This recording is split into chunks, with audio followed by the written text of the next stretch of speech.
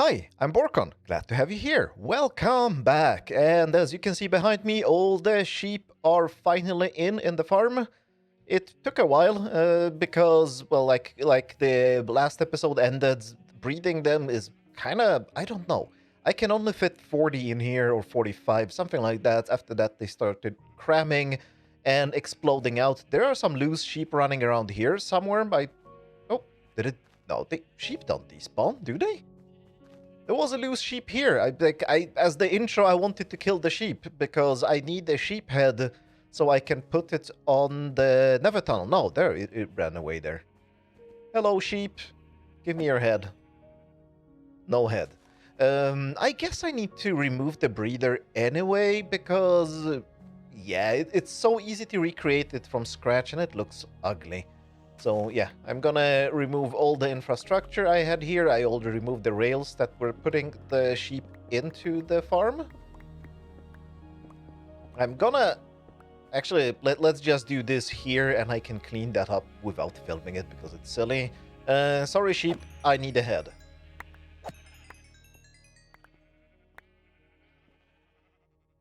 Two heads, good. So we can mark the nether tunnel with a head so we know where we're going. Let's remove this thing as well. Now we have this. Now we've cleaned this up. I need to put the head up on the nether tunnel so we know where we're going. What's next? Before we put in the shears in the dispensers and enable the farm, we need to give the sheep colors. So it will be 5 of each color. I have the shulker box with the dice. Oh, I actually left it downstairs, I remember. Oh, here it is. I even have white dye in case... This is planning, by the way, because in case I picked up all black sheep or yellow sheep or brown sheep or whatever, I had white dye as well. Or maybe I just didn't think about it and I pick up all the dyes. One of these two options is true, one of them is more funny, and the other one is pretending that I actually have foresight. I don't. It was just a funny option. I picked up all the dice because I didn't think about it. Right, let's color the sheep, let's put up the sheep head, and then we need to deal with the shears situation. And there I have an interesting solution, I think.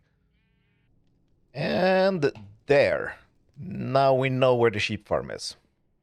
Okay, let's go color them. All right, that's 1, 2, 3, 4, 5, 6, 12, 16 different dice. That sounds about right. Not about right, that sounds exactly right. And I have 5 of each, right? Yes, definitely 5 of each. I don't want to mess this up because, well, actually it's not a big deal. I can just recolor them. And now we find out if this is exactly 80 sheep because, well, I did count a little bit. I don't think I need to color them. Oh, no, didn't want to do that. Actually, no big deal. So maybe 1, 2, 3, 4, 5. Can I color them through the fence gates? That's the big question.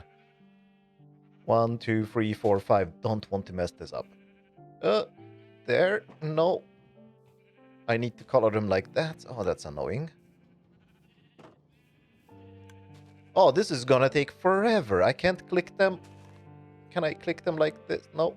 Oh, I could. Maybe. Oh, yes, it's possible. Just barely. But that works. All right. Well, let's do this many more times. And one... Oh, come on. 1, 2, 3, 4, 5. Exactly the right amount. It's almost as if I knew what I was doing. Oh, this actually looks great. Just don't like... The light blue doesn't really fit. The cyan should be here, but then the light blue between the cyan and blue doesn't work either. It's not the scale, it doesn't work like this. But yeah, okay, we have all the colors of the sheep. Exactly 80, everything is set up. Let's deal with the shears situation. And the shears I'm gonna deal with on the stream because I am recording this just after the previous episode came out. So I just had to finish this. And on the stream, we're gonna be building an iron farm in here, or that's right, and an autocrafter for the shears, and then we're gonna be filling up the shears that way. Let's hope it goes well. We will see the results now. And there. Well, there, not here. I was trying to have the same angle as in the previous shot, but then you don't see the iron farm, but now you do. So this is a slightly different iron farm design. Ooh, and I flew into the autocrafter. Hello, autocrafter. We're gonna talk about you later. I don't want to fly into you right now.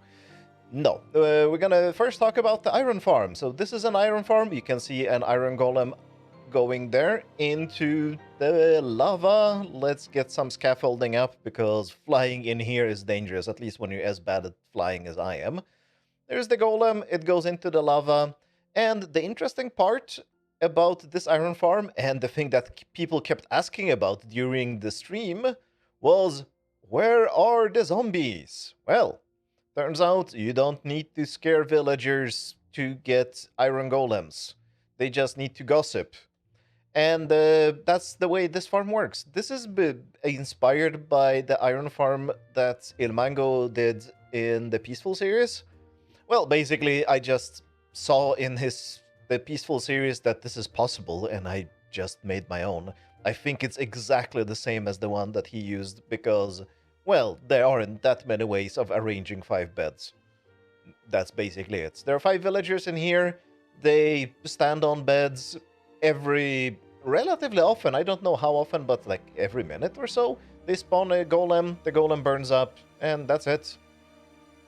And we don't need a zombie or like a villager scaring iron farm right now, because I did the math for how many shears we're going to be using in this farm, and even with all the modules active at the same time, the amount of shears is something like 35, 38 per hour.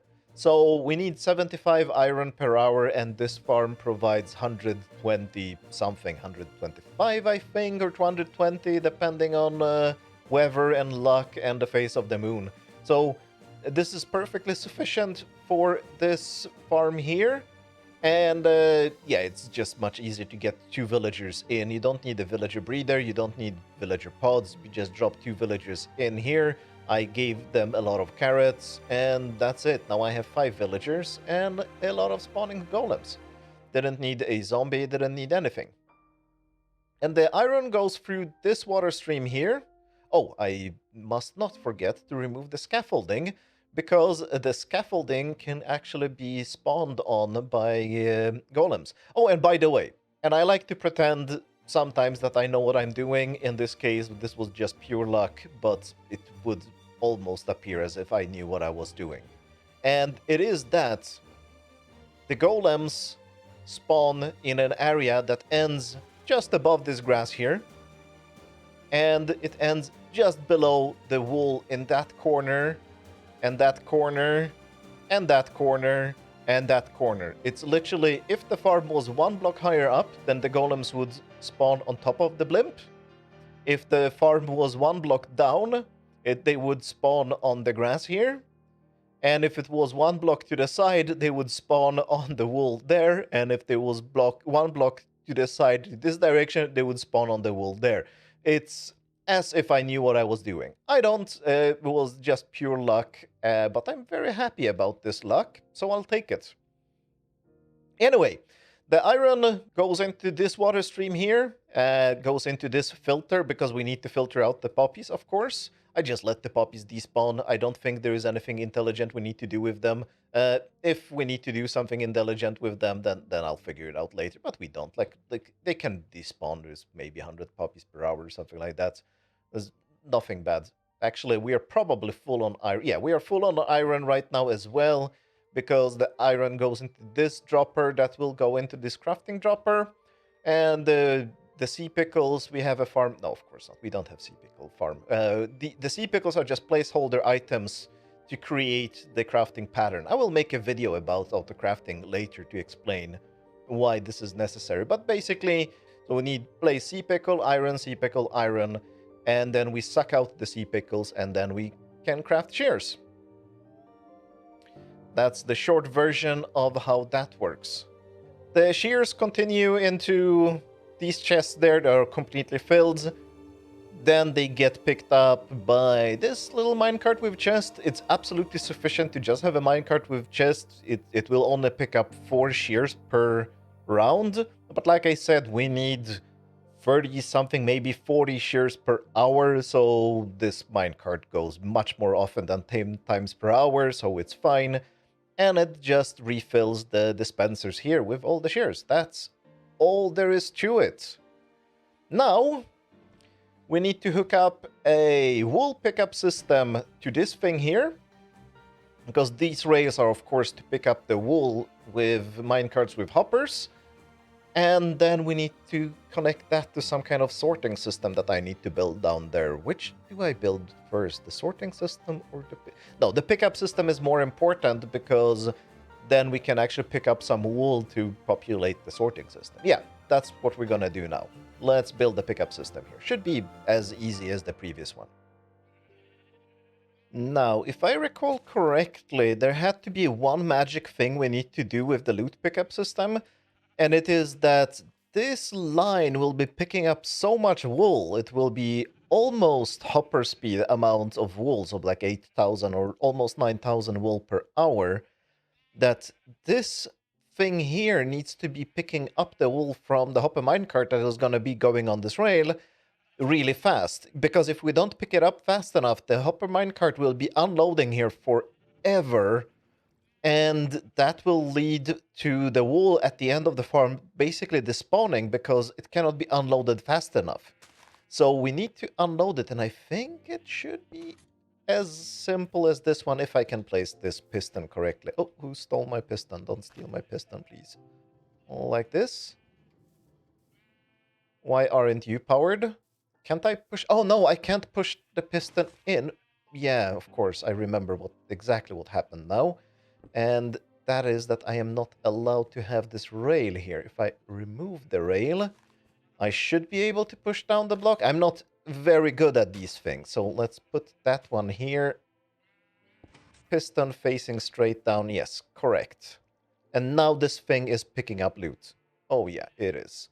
It's not that hopper, it is literally the hopper minecart underneath. Perfect. That's exactly what we needed to do, and that is done. And now we need to curve the rails correctly. Yeah, these ones now failed. It's always a little bit pain when placing rails to make sure that they end up in the correct orientation, but I think I've got this now. And this one here, this one here, this one there. Yeah, we've got them, and now bam. All right, that should be it. And let's add the hopper minecarts and that one. Yeah, they're going. I think I need, yeah, I need a power switch on this so I can turn off the hopper minecarts when I don't need them, because this is just annoying when they're going to be flying around like this. Let's see. Where can I add a power switch? Like this. Yeah, that should be fine. And a power switch here, a very awkward place, but that should stop the hopper minecarts from bouncing around. Yeah, definitely, because the gates are closed, so good. Bam. And the other ones, perfect. So the loot pickup system is done. Now let's do the filtering for all the colors. Not exactly sure how I want to do it. I don't know if I should add droppers here into the water stream or just the hopper line. I'm leaning more towards a hopper line. Yeah, it's better. It's safer. We're not going to be going at hopper speed anyway, because I hope we are below 9,000. We're going to be very close to 9,000 wool per hour, but slightly below. And it just makes it easier if we do it like this. Just the hopper line. Oopsie, I just realized that I cannot have a hopper line here because of these blocks that are powering the rails above here. So, yeah, the hopper line would have to be here, and it would be locked by that. I guess I could solve it by powering the rails in some different way. Nah, too much pain. It's gonna be ice, it's gonna be a water stream, the usual. I hoped I could avoid that, but oh, and we will have to nicely align them because the shulker box loaders and the filters are tightly packed here. There's a lot of them. I thought I could space them out a little bit, like to have 2 blocks for each, but that wouldn't fit. Unless I put it on both sides here. No, this is gonna be good. Yeah, we need to ice this. Do I have ice? I probably don't own any ice. Well, I do own ice, but I probably don't have it here. No, of course not. But my base is closed. Let's get some ice then. Yeah, this is necessary. Yes, we have to do it with water streams. And I really need to build an ice farm soon, because my ice storage system is, well, it's no longer adequate. It's too far away from my base, and it's way too slow to pick out my ice from the ice storage system. Just look at this. I didn't even get a snack. And, well, I don't actually need... I don't need a snack. This is probably enough. But still, I definitely need to get an ice farm, because the ice storage system here is not particularly good. Alright, that was simple enough. Now we have a dropper with a water stream that goes straight into the filters here. And we have this honey block here to align the items when they're coming in. The filter is in a loop, or the water stream is in a loop, because I'm not sure how fast the blocks are gonna come in. And it's better safe than sorry, so the dropper clock is a little bit too fast for filters, but it should be fine if it's in the loop. Now I need to just populate this with wool. And, where do I get wool from? Oh, I don't know. Maybe like this.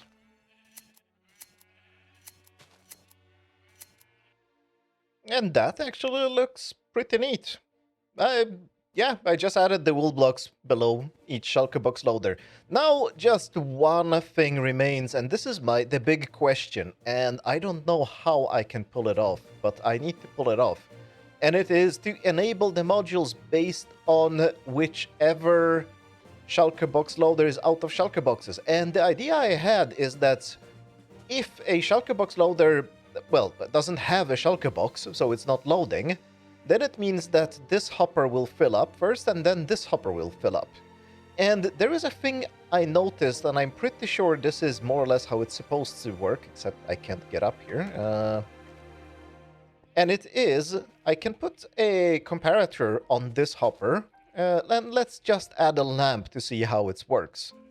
So this lamp is now not on. I feed items into the shulker box loader. As you can see, the lamp is not turning on. But I take this hopper and fill it up almost completely. Fill it up actually completely. And now the lamp turns on. Because if the items are just moving, flowing through this hopper, we're fine and we will not turn on the lamp. Or the comparator will not have time to react that an item is going through here. Even though, like, if I remove this and remove that one and put them back into this hopper, items are blinking through, but they're doing it fast enough that this comparator doesn't have time to turn on the signal. I know it's more complicated than that, but that's the explanation I'm going with because it's good enough. But if it starts backing up in this hopper, I did it at the exact wrong moment, yeah, we're getting a signal, so that is fine. The problem is, how do I translate this into signals? Because I will have comparators on each of them. How do I translate this into signals to each one of these? I cannot just use simple redstone lines because they will interfere with each other. I need to figure out some mechanism how to do this without this looking ridiculously stupid, because this risks looking absolutely insanely bad. I need to figure it out. Let me do some experimentations, because... And I am suspecting that this will be the part of the video that will be 25 seconds of video of me explaining, here it is, it works, and 2 days of fiddling to actually get it done. So I need to start working on this bit right now. Let me figure that one out. So while I was working on the system that disables the various colors, I noticed something really weird. Well, the first thing we can look at is that all the sheep are getting sheared, and it's looking absolutely hilarious. And yes, the torches are in the way, but the torches have to be there, because torches are one of the few blocks that you can place on grass that doesn't destroy the grass and still lights it up. And if you want the full block, like maybe shroom lights would turn the grass into dirt. The only light that is a full-sized block that you can place on grass that has full light level is beacons, and I cannot afford the beacons just yet to light this whole thing up. So we have to use torches, even though it's kind of looking annoying. But if you look at them, there is a very strange pattern repeating. The fourth sheep in every color is not getting sheared. That's kind of weird. And it cannot possibly be a coincidence if it's always the fourth sheep. And I think I figured it out. I think it's quasi-connectivity from this. So the dispenser with the shears is behind this hopper. And the fourth sheep, if we just count from here, I hope it is right. 1, 2, 3, 4. Yeah. So this thing, I think, is powering the dispenser with quasi-connectivity. If I just temporarily remove this, will the sheep get sheared? Yeah, it got sheared. That was the problem. Ooh, how do I fix this? I'm thinking maybe if I put glass here, will the grass spread below? I don't dare to replace that with grass. I know glass doesn't destroy grass, but I don't know if the grass will spread to that. Let's do that as an experiment, but I think I can have this here now, and the sheep will get sheared. Let's turn off this color, whatever this is. I think it's one of the grays, right? And if we look there, the sheep shouldn't be sheared. Yeah, the fourth sheep is not sheared, and it shouldn't get sheared even when I work on this right now, but I can replace this with glass. Give me glass. Put glass here, put this there, and I can turn on this color, which is gray, I guess, or light gray, I think it was. And the sheep should get sheared. Yeah, it got sheared. So that is working fine. I was just double checking that it's not me fiddling with this thing that sheared that sheep. But, oh, okay, and it does turn into grass. So yeah, this is the solution, right. Always, I should have designed this maybe before, but it's actually quite fun to do this live in survival. I want to create more farms live in survival. Just a general idea in creative, and then do everything in production like this. Makes it a little bit more exciting. And maybe I will right-click that one. I won't, because that would be crazy. Right, replace these with glass, grass with glass. Yeah, glass and grass is hard to say. And by the way, I heard your comments. I understand. Yes, I could have used composters here. I know, I knew that I could use the composters. Well, to be honest, I didn't know it at the time when I was designing this, but then I figured it out later. But then I just kept the respawn anchors in because they're more funny. Risk of explosion is fun. No risk of explosion is less fun. So there, that's why I use them. Uh-oh, that was a crisis. We have an escapee sheep. Uh-oh. Yeah, and the sheep, of course, got killed. Oh no, that was a disaster. All right, let's deal with that too. There's so much to deal with. And as you can see, I'm working on a mechanism that I think will work for turning these on and off, but I got distracted by the fact that the sheep weren't getting sheared. I think I have a crazy idea for how to replace the dead sheep. And it's on this rail, so let's put this minecart there and let it move. Now we feed sheep, they get baby sheep. Hello baby sheep, follow me to your new home. Yes, awesome. Perfect, that actually worked. I impressed myself right there. But I am noticing another thing, and this might actually be a much more critical problem. There is a buildup of wool here. And I think the problem is that this side is so productive. I mean, the sheep are getting sheared twice a minute or so. So the minecart is mostly filling up with single blocks of wool in that direction. It doesn't have slots, like it has space, but it doesn't have slots to pick up this wool. I need to, I guess, if I have a second unload system on the other side, that might actually solve the problem. So I add an unload system here and then just feed everything into the water stream. this might make sense. This might actually not just make sense, but actually be necessary. Because this is actually, like, this is a huge buildup of wool. I don't think I have collected any wool of these colors, and that would be a big problem. So, for example, pink here. Oh, it's barely any. There is some, and oh no. Why did you happen? Is that supposed to happen?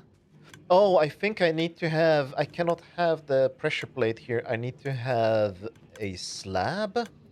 Oh, so many bugs that I need to fix. But yeah, there are many critical bugs that need to be fixed in this system. So let's debug all of them. Oh, and we... Oh, guys, I understand exactly what happened here as well. All right, let's fix all the bugs. And the first one is... Yeah, the first one is the water stream. The second one is a second unload system. So we're unloading the minecarts more often, so that they have enough slots to pick up colors from both sides. And there I was, talking about how great it is to design farms live in production instead of safely and easily in creative when you have a lot of time and space to make mistakes. But this is fun. Debugging is fun. Embrace debugging. Debugging is what makes designing things fun. Alright, one crisis averted. We now have unloading on that side, and let's pretend that I didn't need to change the shape of the blimp to fit that. I had to. Just one block. I had to actually move one of the white walls that was behind here. Other than that, it worked. It's a little bit awkward hopper placement here to get to this dropper, but it kind of works. Let me see, did I solve the problem here? Yeah, I had to add this glass. I just did this recently because the wall was shooting up too much. That is working fine. I had to replace all the iron bars here with honey, and I don't know why I even did iron bars here. I guess I just had a lot of iron bars in my inventory and decided to use them. Of course, honey makes much more sense because, well, the items don't behave weirdly. They will just always be aligned with the honey, so that is working fine. Now, we are nearing another crisis, and that is the crisis of all these stupid filters being full, because, yeah, this farm is crazy productive, or these farms, or whatever you want to call it. So I have turned off whites. That's the only one I have managed to turn off this far, and this isn't even a very pretty solution. Now I need to figure out all the others. I am not exactly sure if this is the right way to do it. But I have no other way right now, and yeah, this needs to get done now. Because, as you can see, it's just a random redstone line on the floor. I have no idea how to hook this up. Genuinely no idea how to hook this up. But I will keep experimenting, because this needs to get done. And it's done. And it works! Oh! So, you didn't see 3 other prototypes in between here, because I managed to make a mess, and I make a mess again, and then another mess, and I tried to... Well, of course, redstone lines just do not work in something like this, because I need to run the signals next to each other, and the redstone lines would interfere with each other, so I could just have repeater, repeater, repeater, repeater, repeater, repeater, but that would be absolutely insane and stupidly expensive and slow, so I didn't want to do that. So I tried putting the redstone lines up here on the side and going up, and it became an absolute nightmare. It was just spaghetti of redstone that just doesn't work. So the next attempt, I tried alternating slime and honey, and the pistons kept getting stuck on the slime and honey. And then finally, the rescue came from my Discord again. Thank you, Boyan. You are great, because, of course, rails. He's the rails man. He uses rails for everything. He tries to make all his machine redstone-less. I think that's a little bit crazy, but that absolute craziness definitely gave me the right idea here. I must say one thing. I don't like machines where there is some natural state that is a level, and in this case, it is just the fill level of a hopper. I can't even get in there. It's so busy here. And I don't like these machines to turn them into edge triggered, but unfortunately, well, the best way of sending signals long way when you want to have multiple signals parallel to each other is to convert the level changes into two edges. And that allows us to send the signals through the rails here, and that makes the pistons go up and down. Well, rather, the redstone blocks are the relevant parts that are going up and down. And right now, only one color should be running. And let me see, it is this one? Yes, this one. This one is still running, so the redstone block is down. All the other redstone blocks are up. And this is running because that was the sheep that died, and I forgot to re-enable it. And that's the only reason. All others should be disabled. And now I need to fill up shulker boxes and AFK this properly because I will need a lot of wool soon. But that will be everything from me today. This was much bigger than I anticipated. I was actually thinking about doing things in the redstone factory, but like I actually guessed, this mechanism was just crazy. I'll be streaming today from this world, same day this episode comes out, at 7 o'clock in the evening UTC, 8 o'clock in the evening Central European Time. It will be on twitch.tv/Borkon_live. I hope to see you there, and if not, I'll see you in the next video. Thanks a lot for watching, and have a good day. Bye!